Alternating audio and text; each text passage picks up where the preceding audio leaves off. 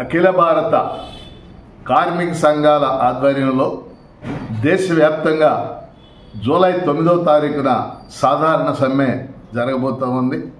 దేశంలో ప్రధానమైన కార్మిక సంఘాలన్నీ కూడా ఈ సమ్మెకి ఆధ్వర్యం వహిస్తూ ఉంది.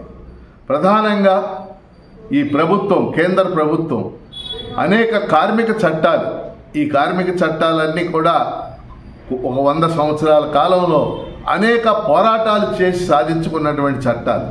ఉదాహరణకి కనీస వేతనాల చట్టం, పని గంటల చట్టం, బోనస్ చట్టం, ఇలాంటి చట్టాలన్నింటినీ రద్దు చేసి 4 లేబర్ కోడ్లుగా మార్చేస్తున్నటువంటి పరిస్థితి, కార్మికులకు హక్కులు లేనటువంటి పరిస్థితి. అదేవిధంగా ఈరోజు అవుట్సోర్సింగ్ ఉద్యోగులు, కాంట్రాక్ట్ ఉద్యోగులు పెద్ద ఎత్తున పెరిగిపోయినారు. ఇప్పుడున్న పరిస్థితిలో కనీస వేతనం 26,000 ఇవ్వాలనేటటువంటి రెండో ప్రధానమైనటువంటి డిమాండ్గా ఉంది.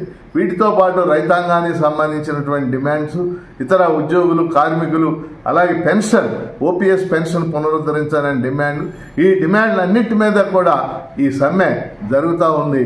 అందరం కూడా, ముఖ్యంగా కార్మికులు, ఉద్యోగులు, ఉపాధ్యాయులు, రైతాంగం అందరూ కూడా ఈ సమ్మెను బలపరచాలని నేను హృదయపూర్వకంగా కోరుతున్నాను.